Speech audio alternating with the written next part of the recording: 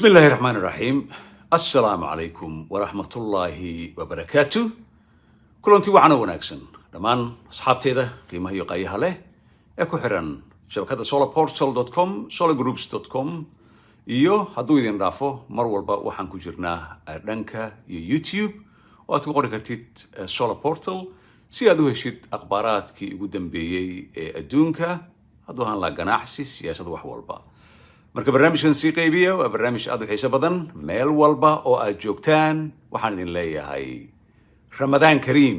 ayaan idin leeyahay Ramadaankii 10kii ugu dambeeyay ayaan ku dhex jirnaa ma sha Allah xalay waxaan ku jiray oo dad badan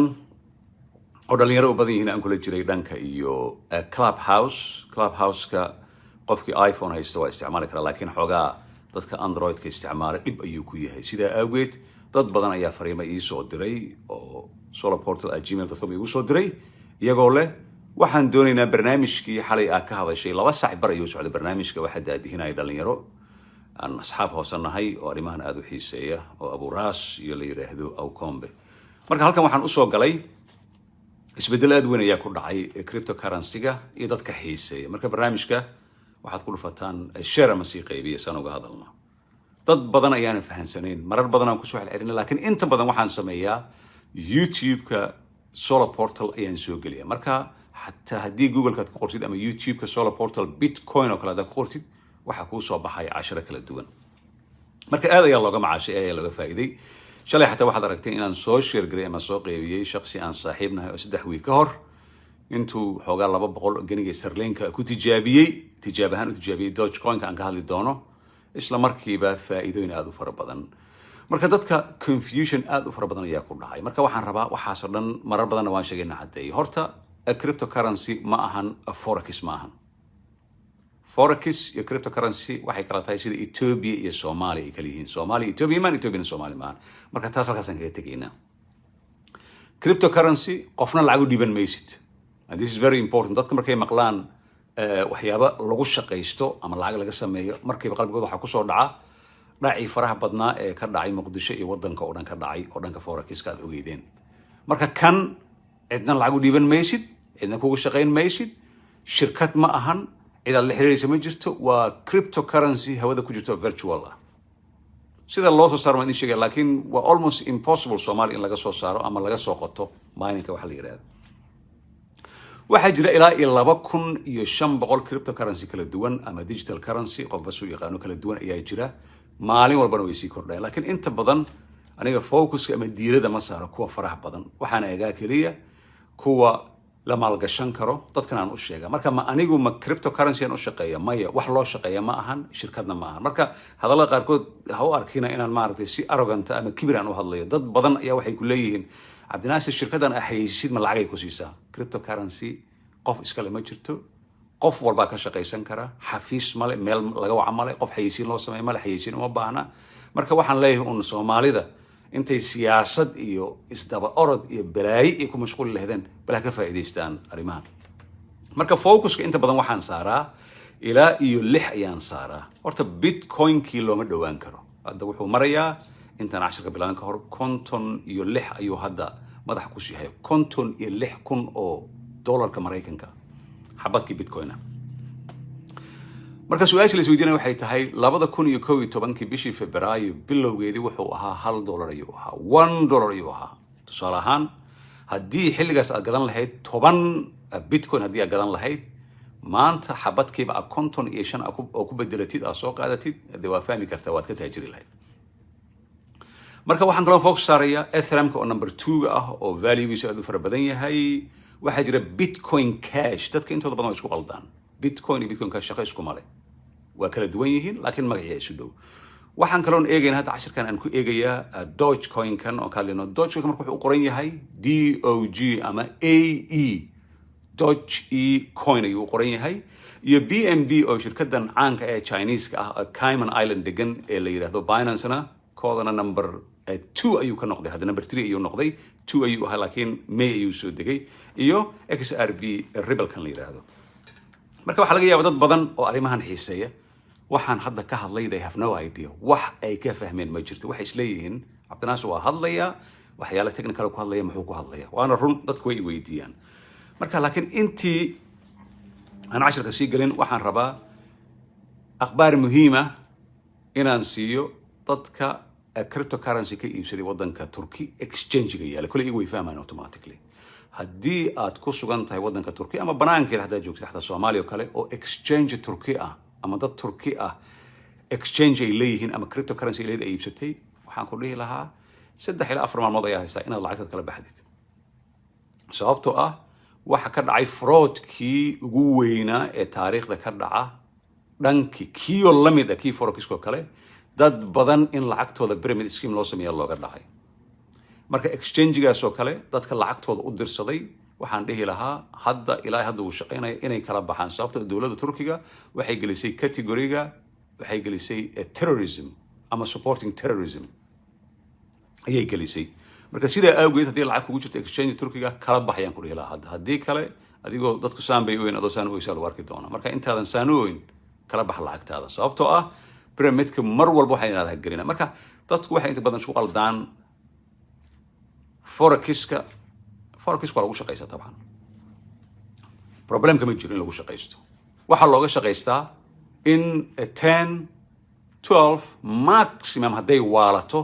aad gaari kartid 15% waa foreign exchange adduunka looga shaqaysa weyna jirta laakiin waalidii sanadadii hore la soo dhaafay Soomaaliya aan ku soo arkay oo ahayd 70% 100% 200% adduunyada meel ay ka jirta ma jirto hadday saas ahaan lahayd Wall Street dad ka shaqeeya investors ka kuwa ka shaqeeya London Stock Exchange kuwa Hang Seng ka shaqeeya kuwa ka shaqeeya Hong Kong kuwa ka shaqeeya Japan muqdisho ay soo guur lahayn dayni la waxay ka dhisan lahayn xarun sababta ma jirto adduunka meel 100 to 100 investment unless adiga aad gelisid stock exchange aad gelisid lacag aad gelisid waxa laga yaabaa $100 aad gelisid in company-ga cirkanku ku dhigo value-giisu uu kaco million xataa ay ku dhasho laakiin sanad walba consistent ah oo static ah wax la maqla maana adduunka marka la consistent static waxay tahay $100 ayaan ku dhiibayaa bishaan waxa tahay ninka shaqeeya forex ana kugu shaqeynaa aad tiri waa ku dhiibay bil walba $100 ma siin kartid bil hadaa isiisid $10 okay bisha ku xigta 12 13 ilaa 15 ma dhaafayso laakiin hadaan ku yiraahdo bil walba forex-ka lacag keenso 100 aan ku soo dhigay waa waali waxay la mid tahay xalayna waan sheegay adoo dambiil lacag inta ka buuxiyo dollar ah $1 milyan inta ka buuxisay aad dhigtay bartamaha magaalada Muqdisho suuqa bakaaraha ama Maka al-Mukarrama tiri inta ay taalo miyaalisa ma wala xadaya marka lacagtiin waa iska dhiibteen waan idin sheegay waa isugu soo aflagaadaysan waa ugu xumaysan waa ka xumay wax idin ku dhacay laakiin kan hadda maxaan uga hadlayaa anigu ma shaqeeyo cryptocurrency ma shaqeeyo loomana shaqeeyo oo wax maaragtay hawada ku jira marka hadda saakadan xalay markaan ka sheekay kadib saaka waxa soo dhacday kulli dadka maalgelinta yaqaana ama waxyaalahan yaqaana ay yaqaana shirkad waxa jirta Dow Jones ku jirto oo S&P la yiraahdo Standard & Poor ay ka timid waa dadka credit-ka siiya wadamada adduunka haday yiraahdaan Soomaaliya uma qalanto in xataa deen la siiyo 100 sano soo socdo laguma siinayo marka Standard & Poor la yiraahdaa waxay ku soo darayaan oo yiraahdeen Bitcoin in Ethereum ayaan Wall Street ku soo daraynaa oo meesha lacagaha loo kala bedeshay adduunka taasna day dhacdo balkan cirku sii kaxaya marka intaas waa ka hadlay inta information ka ruuha marka muxuu yahay Dogecoin-ka ay amahan ka hadalno Dogecoin-kan sidiisaba 2018 ayuu si kaftan ku bilowday markuu bilowday information idin aqrinaya markuu bilowday baalka cirku ku dhigay wuxuu ugu dhigaa capital fiican uu leeyahay capitalka maxaa laga wadaa lacagta ku jirta ee circulation ka sameeysa waxay kala tahay 127 bilyan oo dollar ah marka bilyanka intuu yahay kar karta 100 milyan 200 300 markuu kun gaaro ee bilyan ayaa ku jirta 113 ka mid ahna waa la soo qoday mining marka waxaan doonayaa mining kan muxuu yahay dadka ay ka hadlaan dad Soomaali ah ila soo xiriirina waa lagu dhacay marka sidee loo dhacay dhicitaanka waxay tahay dadku waxay sameeyeen gurigooda ayay ka baxayaan way xirayaan guriga qof walay ku dhajinayaan furihiina waa kaga tegayaan saasa loo dhaca Soomaalida maalin walba waxa email soo dir Soomaaliya la dhacay marka mining-ka ay kaga sheekeynaya intaan gelin Dogecoin-ka mining-ka waa la soo qoda digital currency-gan ganacsi ma ahan meel yaala ma ahan waxa laga soo qodaa si digital ah computer waxa yaala aad u waaweyn oo process-kooda iyo korontada ay ku shaqeeyaan muqdisho balcad iyo afgooye loo isticmaali karo. marka fahma, marka wuxuu sameynayaa nambaro ayaa la raadinayaa iyadoo la isticmaalayo algorithm. waa very advanced sida loo raadinayo nambaradii. marka isu keentid blockchain meel la soo geliyaa, nambarka markuu sax u noqdo waxaad helaysaa coin ayaad helaysaa, noocuu doona ha ahaado. hadduu ahaado bitcoin-ka haddaad heshidba saad u raadinaysid hal mar ayaad waxaad helaysaa 55,000 maruu 64,000 gaaray. bahalkaana $1 ku bilowday ee kasii yar weli. marka dadka lagu dhacay waxa waaye waxaa kula soo xiriiraya dad qurbaha jooga oo fraud sameeya ama waxada. waxay ku leeyihiin software-kan soo download garee, waxaad samaynaysaa mining. software mining laguma sameeyo unless very sophisticated oo koronto badan u baahan oo computer ag yaalaan. bahalkan hardware ayaa lagu sameeya, software lagu sameeya tabcan, laakiin qof intuu kuu soo diro adoo muqdisho jooga ama balcad jooga ama jawhar jooga tabcan ma samayn kartid. dadkii waxaa la leeyahay ma samaysay ma raadisay manipulation inta lagu sameeyay. waxaa la leeyahay 4 bitcoin ayaad heshay ama 5 bitcoin. kadib waxaa la 5 bitcoin meeqay noqonaysaa markaa? ka soo qaad konton ka noqo. waxaan ka hadlay $250,000, $250,000 ay noqonaysaa. markaas la leeyahay si lacagtii aad la soo baxdid $500 oo fee soo dir. intaasay doonayaan bes. 500 aad diraysaa, adigu waxaa leedahay 5 bitcoin ayaa kuu soo dhacday. kadibna lacagtii marka laga cuno waxa lagu leeyahay joogta Soomaali. I'm sorry, Soomaali hadaa joogtay Soomaali lagama soo saari karo. lacagta raadi ayaa lagu leeyahay qof jooga Mareykan ama Europe ama meelaha si uu kugu soo saaro. marka fraudkaasna in la iska ilaaliyo. ma jirto qof kula soo xiriiray social media kala soo xiriiray ama email kuu soo diray. emailka sidii Gmail iyo Hotmail iyo Outlook ay ka bilaabato boqolkiiba waxaan dhihi karaa 80 waa fraud. mar walba iska lacagtiina nahdiibina online-ka. mar walba shirkadaha Binance oo kale iyo shirkadaha Coinbase iyo blockchain-ka waa shirkado jira waaye oo history leh. marka haddii xataa shirkad ay kula soo xiriirto oo aad ka shakisid waxaa la sameeyaa Google lagu qoraa shirkadda magaceeda. hadday tahay shirkad Solar la yiraahdo Solar fraud haddaa ku qortid qof adiga ka horeeya lagu dhacay ayaa online comment ka bixiyay ama review samee. reviewna waa la eegaa. marka intaan idinku daal intaan oo dhan Dogecoin-ka waxaa kor u kiciyay ninkan la yiraahdo Elon Musk oo iskale Tesla iskale dayax-gacmeedyada iskale ee South Africaanka ah ee taajirka isnaacay ah. ninkaas Twitterkiisa hadduu wax ku soo qoro hore iska bedelaysa bahashan. xalay ilaa maanta waxaa ku kordhay lacag aad u badan. marka dhalinyarada waxaan idhaahdaa Dogecoin-ka sideen aniga u maalgashtaa, maxaan sameeyaa? su'aalaha ugu badan la soo weydiiyo. marka ka faa'iideyso. ugu horreyn waxaan sameeyay videos ayaan sameeyay. videoska habka loo furto Coinbase-ka. marka Coinbase-ka aan ka hadlayo Binance waa platform. platformkaasoo leh account meel lagu furto isla markaana leh wallet meel lagu furto. wallet-kana waa boorsada oo digital ah. boorsada jeebka noogu jiro lacagta yar noogu jirto iyadoo digital ah ayaa la yiraahdaa. appka waxaa la soo download garan karaa iOS-ka iyadoo la isticmaalayo Apple, iyadoo la isticmaalayo Android. marka waan ka cudur daranay inta badan technology man oo ah area technology aan isticmaalo of Soomaali aan lagu dhihi karin. marka taas waan ka cudur daranay. marka haddii aad gashid tusaale ahaan Solar Portal Bitcoin aad ku qortid YouTube-ka waxaad arkaysaa Coinbase-ka iyo sida loo furto Binance. kuwaas oo platform had u baahantay meesha ka bilaabaysaa. marka waxay isu weydiin dhalinyarada anoo Soomaaliya wadankii jooga ama Kenya jooga ama maxaan samayn karaa? wadamadaas lagama furi karo at the moment. xilligan la jooga lagama furi karo. marka solution ma leedahay? solution waa leedahay. xalina waan ka sheekay. marka waan ku xilnaa waxay tahay haddii uu jiro qof kastoo Soomaali ah wuxuu qaraabo ama asxaab ku leeyahay North America ama Europe meel walba ku leeyahay ama Australia.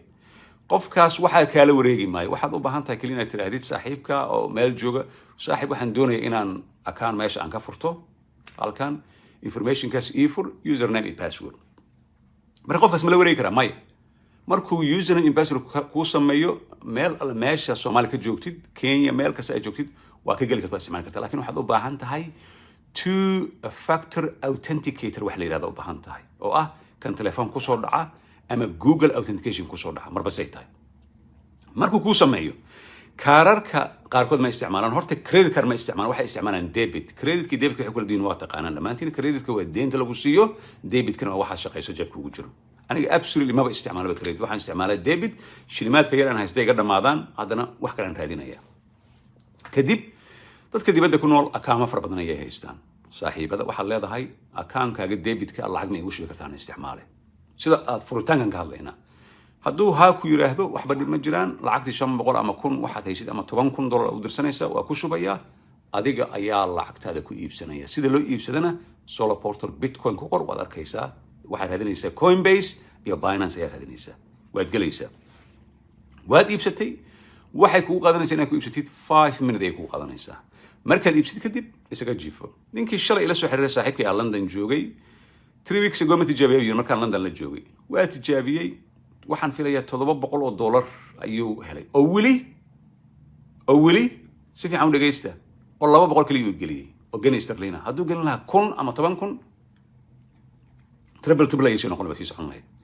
Markaa saas samaysid su'aasha kale ay soo weydiiyaan waxay tahay ma inaan shaqeeyaa maya. Abkaaga waxa ka eegaysaa wax walba kuu socdo ha ka soo saarin. Ana inta badan waxaan iraahdaa waa ku dhaafa. Ani haddaan $50 aan helo ama $100 meel aan ka helo ama $500 ama Doge-ka ama waxaan ku fiiriyaa kaas. Dadkana recommendation aan ku sameeyay kamana shalayno.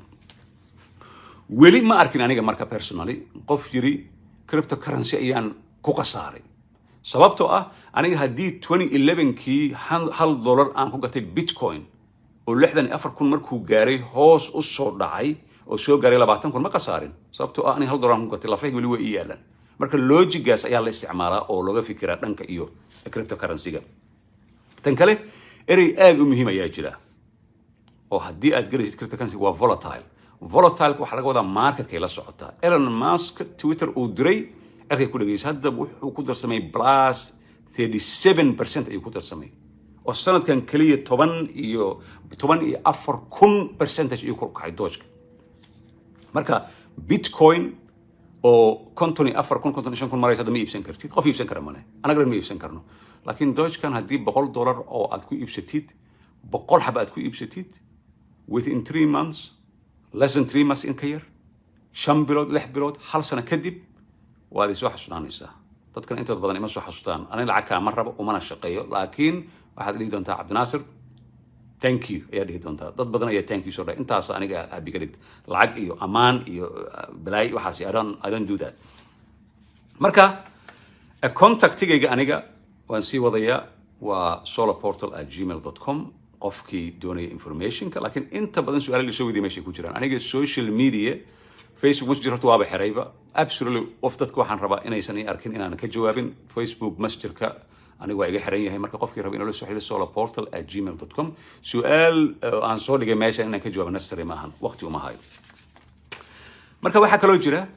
lacagtii waad iibsan kartaa waadna gadi kartaa cash ana u soo qaadan kartaa. Hadda xalay waxaan ogaaday in cash point la keenay Nairobi oo cryptocurrency ah. qaarkood inta aan ku hayo meel walba oo visa sign ay ku qoran tahay waa ku iibsan kartaa.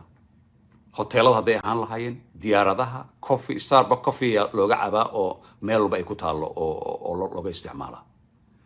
Marka lacagtaada waa tagi kartaa iyadoo lacagta local currency-ga marka cash point-iga ama ATM-ka caadiga ah ee ma aragtay ku yaala xaafadaha iyo bangiyada ku yaala kalama soo bixi kartid sababtoo ah ATM especially leeyihiin. London horta aad u buuxay Birmingham iyo meelaha kale. Nairobi waa la keenay. Imaaraadka Abu Dhabi waa yaala. Meesha ugu badan ee halkan u yaalo waa magaalada caasimadda South Korea ee Seoul oo isku wada dhagan yihiin kan caadiga ah halkan u yaala kale intuu yaala. Marka waa dalbanaysa Coinbase-ka xalay ayaa soo bandhigay lama duubinayaan u maleynaa Coinbase-ka iyo waxaad ka dalbanaysaa ama Binance waxaad ka dalbanaysaa kaara ka dalbanaysaa. Marka lacagtaada la soo bixi kartaa ma ahan wax lacagtaada waa lagu shaqeynaa intay ku jirta bil ama bil baan sugaya ma ahan mushaar ma ahan. Waa wax adiga meesha gashatay oo dusha ka eegaysa waa kordhaysa. Hadda casharkan waxaan soo galay 4 o'clock waqtiga Soomaaliya tahay. Haddii $20 aan gelin lahaa Dogecoin intaan soo gelin markaan ka baxo I can guarantee you without any doubt in at least uu gaari lahaa $40 ilaa $45 uu gaari lahaa. Waxaasaan ka hadlaynaa. Marka haddii more uu yahay waa ka faa'iidaysaa. Marka dhalinyarada Soomaaliya joogto qaarkood lagu dhacay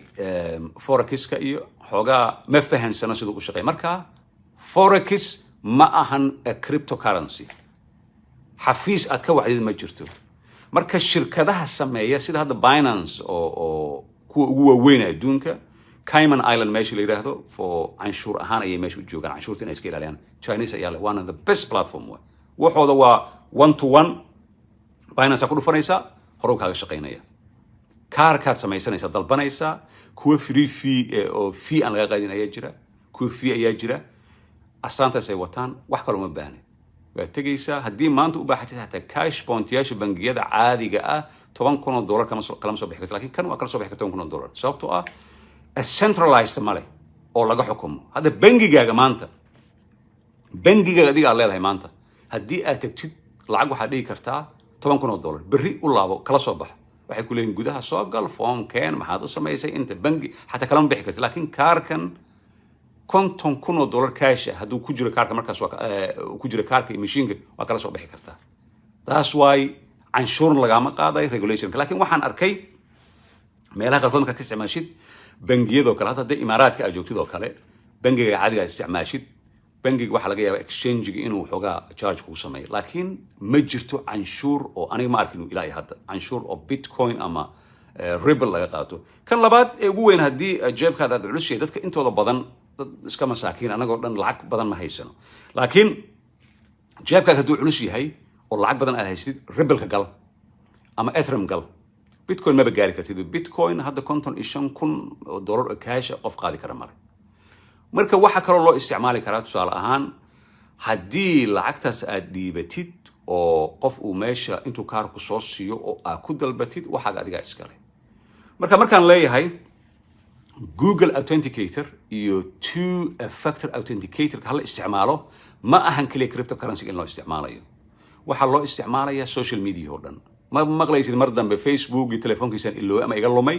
emailkiaan iloobay Snapchatkiaan iloobay Instagramaan iloobay habarkuulayaan iloobay mar dambe kugu dhex mayso two-factor authenticator ama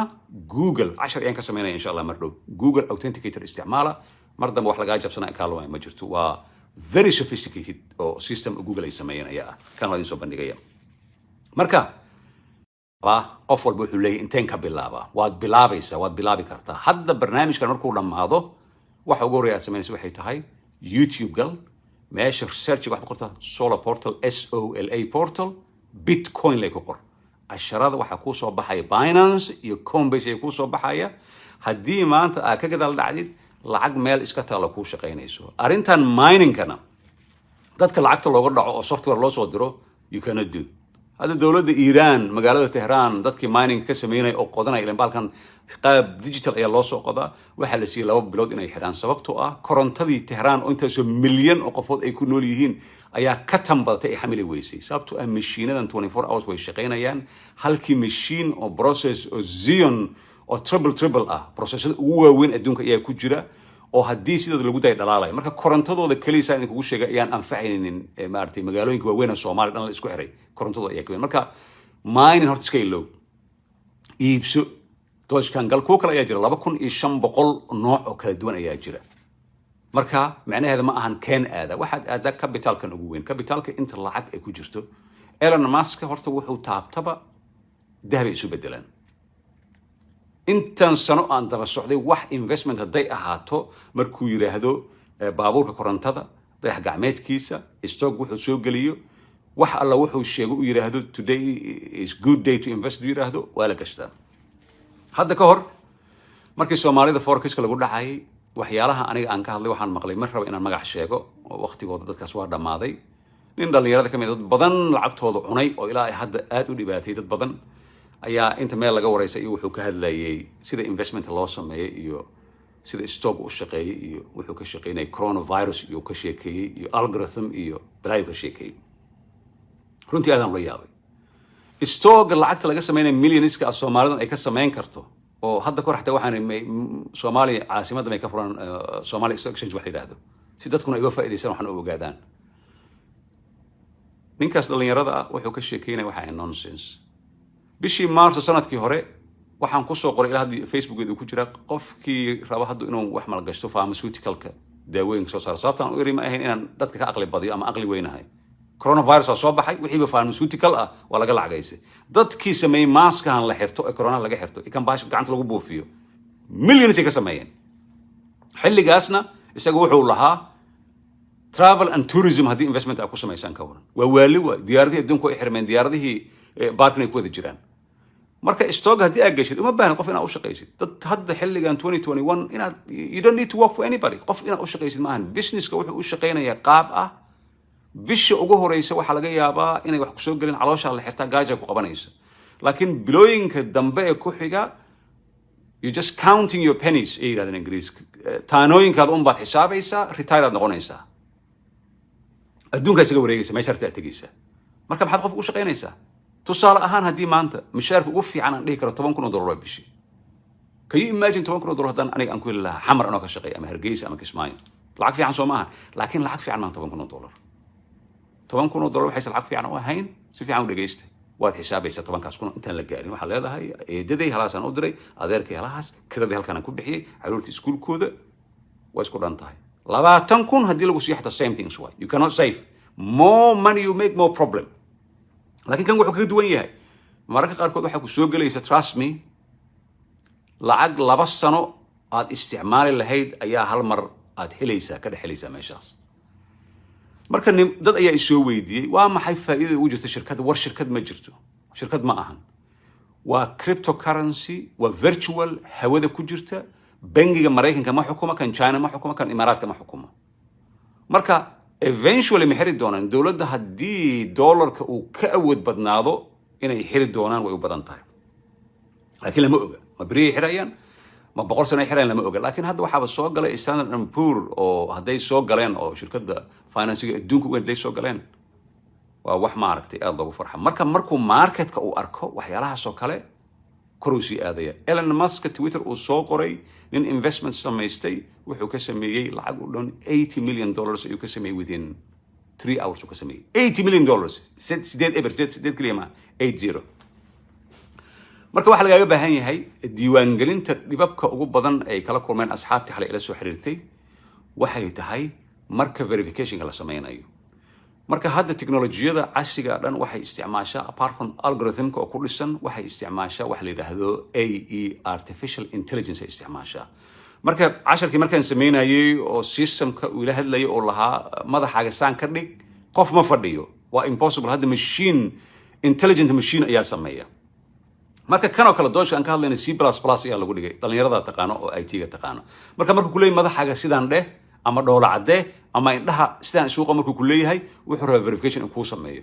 marka haddii kaas uu kuu shaqayn waayo dhalinyarada xalay isoo weytaan u sheegay hadduu kuu shaqayn waayo QR code-ka isticmaal adigoo QR-ka waxay tahay baalka aqriyaha ah waa aqriya la yiraahdaa qof af Soomaali uu soo sheegay aqriya la yiraahdo kaas ayaa isticmaalaysaan si verification-ku u sameeyo marka verification haddii la sameeyo faa'iido ay leedahay waxaad dhihi kartaa Maraykan aan deganahay Minnesota ama California ama inta qof walaalka ah meesha degan oo kale aad u isticmaashid verification wuxuu leeyahay more money yaad gashan kartaa haddii kale kan wuxuu limit kaaga dhigay wuxuu ku leeyahay lacag u dhiganta 1,000 ama 10,000 ka badan ma gelin kartid waayo more money aad gelisid more money aad ka samaynaysid marka verification markaad samaynaysaan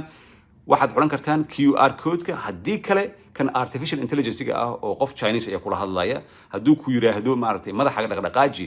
machine learning ayaa ku eegaya marka reer baadiyaha iska dhigin dad ayaaba waxay u arkeen inay funny tahay teeda kale su'aalaha badan oo la soo weydiiyay waxay yiraahdeen cryptocurrency ma xalaal ba mise waa xaraan waana su'aal taala aniga horta dadku waxaan ku waaniyaa dadka kaliya caadiga ma ahan lagaha maalgashta siyaasiyiinta qof walba waxaan dhahaa diinta haddii aadan aqoon fiican u lahayn ha ku dhiiqoon ha gelin waxa la yiraahdaa culimada ha la weydiiyo anigu ma dhageysanaya wadaad intuu soo istaagay meel oo aadeen aan yiraahdo cryptocurrency ma xalaal ba mise xaraan xaraan hadduu dhaha ma dhageysanaya wadaad waxaan dhageysanayaa wadaadka yiraahdo cryptocurrency ama waa xalaal ama waa xaraan oo marka ii fasiro say tahay ii fasiro waayo haddii qofku uu ku yiraahdo jaadku waa xaraan doofaarkuna waa xaraan does it mean marka qofkii doofaar cuna iyo qofkii jaad cuna isku mid waa logigaasaan isticmaala marka culimada inta badan aniga wadaad intuu meel soo fadhiisto black and white marba maba dhageysado wadaadada waxaan dhageystaa kuu micneeya kuu fasira wax walba kuu sheega kan waa sidaan xalaal ku tahay sidaan xaraan ku tahay marka dad badan ayaa waxay kala ka hadleen marka inta dhiiqa gali lahayd culimada la xiriir culimo badan ayaa jooga oo culimo bartay cilmiga maadiga bartay cilmiga diintana bartay waxa tusaale kaas qorka sheekh Usuuli oo kale oo aan saaxiib aan nahay oo maaragtay ma sha Allah waxa sheekh Kishki oo kale oo labada culimo bartay dadkaas iyo culimada waaweyn la weydiiyo laakiin wadaad opinionated oo ra'yi wata weliga wax lama weydiiyo ra'yi ma diinta waa hal mar la qoray lama beddelin bible-ka ma ahan marka diintana haddaadan aqoon ku lahayn dhiiqa lama gale waa la iska aamusaa waxa la yiraahdaa culimada la weydiiyo tan kale jirta waxay tahay dad ayaa isa weydiiyeen hadda kahor baana lagu dhacay reer Sweden iyo reer Norway one coin mid la yiraahdo oo Rajitova gabadhii la dhihi jiray oo Bulgarianka ahayd oo Soomaali boqolaal kun oo ka qaadatay dad dhalinyaro isticmaaleen tabcan oo la aamini karo waana maanta dad qaarkood maybe 10% dadka hadda ku jira halkan way aamini karaan haddaan iraahdo aan ku shaqaysano wejigaa la isticmaalay xilligaas Kenya Sweden meel walba lacag badan laga soo urursaday ani waxaan biiraahdaa lacagtaada haddii jeebkaaga ay ka baxdo ilaahay u naxariiso ka ilow qofna lacag ha u dhiibanin qof ku dhahay lacag soo dir haddaa aragtid you are the risk waayo wax record meesha ma yaalan wax legal ma yaalan meel ku raxid ma jirto marka xilligaas one coin-ka dhalinyarada soo weydiiyay tusaale ahaan oo u maleeyay bitcoin iyo one coin isku mid yihiin waxay ahayd dhalinyaradan wiilal gabdhaha ahaayeen oo way articulated qurux badan oo si fiican u labistay waxay yiraahdeen ka faa'iideysta laakiin ka faa'iideyska ma ahan waxba ma baraynin dan baa ugu jirtay meesha aniga markaan baaray oo aan soo arkay naagtan Rajitova oo billions ka dhacday xilligaas oo meel walba London meel walba lacag ka dhacday waxay ku soo qortay CV-geeda in jaamacadda Oxford University ay ka soo baxday mar horena waa sheegay economics ay ka baratay marka jaamacadda Oxford University waddanka Ingiriiska ku taal qofka economics ka soo barto waa nin ama naag ama dumar waxay ahaataba ugu laandheeraysan adduunka waa meesha number 1 ka economic haddii laga baranayo wax walba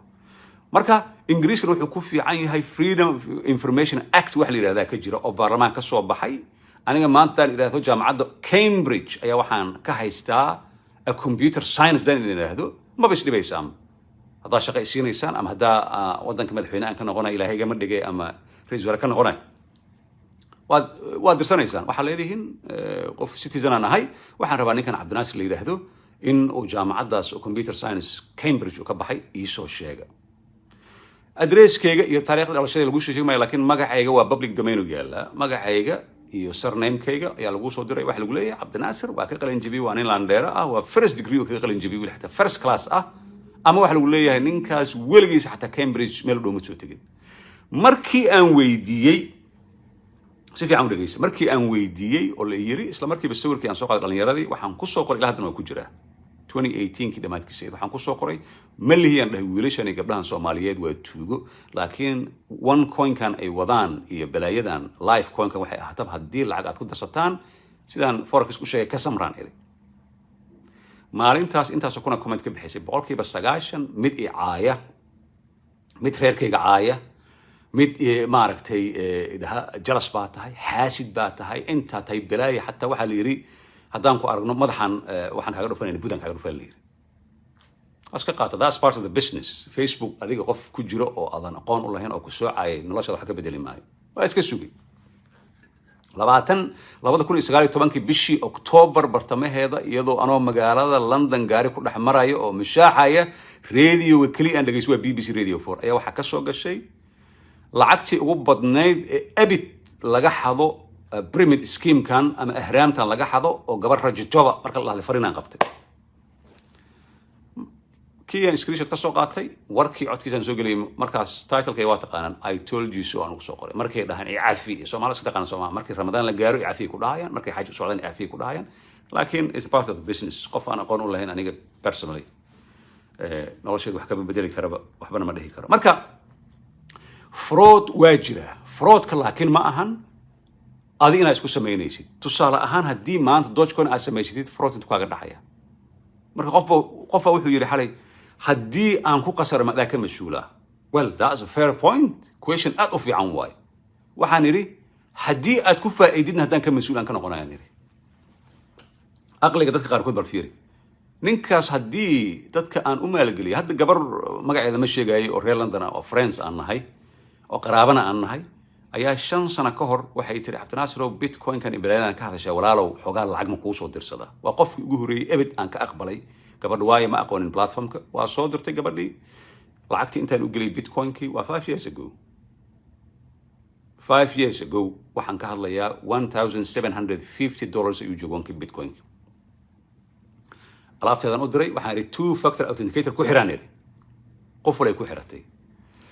last year December markuu 20,000 gaar aniga xataa panic ay ku dhacay waxaan iri war iska iibi bahalka meel fiican u gaar 20,000 u gaaray waan xasuustaa magaalada Garowe aan joogay gabadhii waxaan iri bahalka ka gaarsii gadaan iri iibiyaan iri markii dambena waan fikray waxaan bal sugaan dhahay ilaa iyo next 24 hours gabadhii ma gadin waa ku joogtay markii haddana waxaa isla xirin London aan tagay aad ay taqaana inay fiirsanaysaan jeclay $64,000 markuu gaaray ma gada hagadinaan iri riski aan gelinay riskigaas oo ah at the end of the year dhamaadka sanadka ama ka hor $100,000 uu soo taabanaya videogana kama saarayo YouTube ku jiraya marka waxaan ka hadlayaa ninka isoo weydiiyay su'aasha ah aniga gabadhan hadda ma dhihi kara abaayo bahalkii 55,000 ayuu marayaa waa faa'iido kala baraysi ma dhihi kara ma dhihi karo haddii iyada $1,700 ay bitcoin-ki ay ku qarash garaysay uu ka hoos maro ma dhihi karta lacagteedii ii soo celi adaa recommendation maya the logic ma ahan aqliga inuu shaqeeyo la rabaa ani ma u shaqeeyo ani maxaa kan u soo fadhiisay ma lacag baan ka sameynaya maya waxaan leeyahay dadka loo sheegay dad badan ayaa ka faa'iiday by the way xalay kaliya intaas qofooda clubhouse soo gashay ma ahan inaan isku amaanay aniga waa duty aan sameynay marka intaan barnaamij ka bixin marka inta ugu muhiimsan ayaan hadda idin sheegay si fiican u dhageysta marka dhagaha si fiican u fura dhamaantiin samaysta in aadan su'aal soo weydiinin Binance ama Coinbase wili waxa la Binance meeshu ka yahay finance F ka yahay Binance B ka dhiga Binance aad ku qoraysaa markaad ku qortid waxa kuu soo baxay buy and sell waxaad diyaarsanaysaa debit card-kaaga haddii Soomaali iyo Kenya meelahan kale oo aan laga diiwaan gelin karin ay joogtidna sida hore ugu sheegay qof dibadda jooga la xiriiraysaa baasaboorkaaga ID card-kaaga ama driving license ka diyaarinaysa marka diyaarsataan photocopy ha gelinina sababtoo ah artificial intelligence photocopy-ga si la rabo ma akhrinayo waad aragteen aniga ayaan dhaxas markii aan diiwaan gelinayay wuxuu take photo la yiri take photo aan saan u riixay baasaboorkaygaan saan u qabsaday saan iri waa iskaan garay dhab waa soo qabtay marka ama driving license oo leh driving license-ada oo ama batantaha baabuurta lagu wado inta badan Ingiriiska iyo Mareykanka meelaha kale waxay leeyihiin address-na waa leeyihiin kadib address-kaaga waayo address-ka waxay rabaan inay verification ku sameeyaan si aad u ahaatid qof jira email isticmaal iyo two factor authentication telefoon ha isticmaal sababtan u leeyahay waxay tahay waa ka tagi kartaa wadankii telefoonka waa ka dhumi karaa marka cryptocurrency-na haddii baaswiradaadii iyo bilaayadaada ilowdid cid kuu soo celinaysa ama cid la xiriiraysid ama ma jirto ogaada this is very important marka haddii aad samaysatid account-ka iyo wallet-ka isku xir that's it lacagtaada gada sida loo gatana waxay qaadataa less than 3 minutes ay qaadataa casharkan ku jira solar portal bitcoin ku qor waxaad arkaysaa Binance iyo Coinbase ayaad arkaysaa haddaad samaysid hada wasalaam ku dhamaatay debit card isticmaal verification-ka waa artificial-ka ama QR-ka isticmaal ama magacaada dhaqaaji ama indhaha isku qabo ama dhoola cadde wixii lagu weydiiyay that's it Binance haddaad samaysid waa kan marka waxaan kuu sheegayaa ramadaanka waxaa ka dhiman dhowr maalmood bishan hadda soo bilaabin 5 waxa kaliya idinka codsanaya axsaanka idinka doonaya waxay tahay 5 June ama 5 July laba bilood kadib message ii soo dir solar portal ama comment mail ka bixi xadada igu mention gare Cabdinaasir waa furtay thank you bas soo dheh jazakallah wax kale ma baahni ii soo ducay kaliya inuu madaxweyne Soomaali iyo wasiir iyo xildhibaan Ilaahay igu soo ducay bas intaas marka clubhouse kan soo galeynaa inta badan aan ku jirnaa kana waan soo gelayaa laakiin muhiimadu waxay tahay solar portal waxaan soo gelinaa 10 badan aniga dhihi my share subscribe waxaas aniga I don't do share subscribe ma sameyn cryptocurrency-ga waa lagu shaqaystaa waa laga lacagaystaa nolol raaxalad ku noolaan kartaa marqaatiyaal noolaa jira heblow kuma dhahay marka haddii lacag badan ay kuu soo dhacdo ay ku timaado ha noqonin sida kuwa madowga gaangistarada ah oo doolarada intay saan isu laxaan yo saan yiraahdo wiilal Soomaaliyan ku arkay this is the worst disgusting shilinka dahaysi qof aan haysanin humble ayaa la iska dhigaa waxaaga oo sala gashta waxa qof adiga ku sadaqayn kartid waa la sadaqaystaa waxa qof aad ku aamin kartid waa lagu aaminaa laakiin ina meel aad soo fadhiisatid oo dollar asaan ka siisid iyo waa daciifnimada ugu weyn way taasna sameyn recommendation-kayga Dogecoin gal kuwa kale waa qaali kan gal 2,500 ayaa jirta oo kala duwan laakiin kan ayaa recommend kugu sameynaya platformka isticmaalashidna Coinbase iyo Binance ha noqdo wixii akhbaar ahna waxaan isticmaalnaa info@solargroups.com solargroups.com-na waa shabakada ugu weyn ee IT-ga iyo laga barto ingiriiska laga barto laakiin solarportal@gmail.com haddii su'aal aan kaga jawaabin halkan waayo qofka soo ma jawaabi karo tan kale Facebook absolutely ma isticmaalno Facebook message ma isticmaalno marka waa idinka cudurdaarnay Ramadaan Kariim afurka ayaa soo carfaya dhammaantiin waa idin salaamaya aadan u mahadsantihiin wixii ra'yi ahaan iga duwan solarportal@gmail.com wixii uu ra'yi ahna mar walba waa kaas waa idin salaamaya anigoo ah macalin cabdinaasir ismaaciil intaan hawada kulmi doono waxaan idin leeyahay billahi tawfiiq wassalaamu calaykum waraxmatullahi wabarakaatu soomaaliya ha noolaato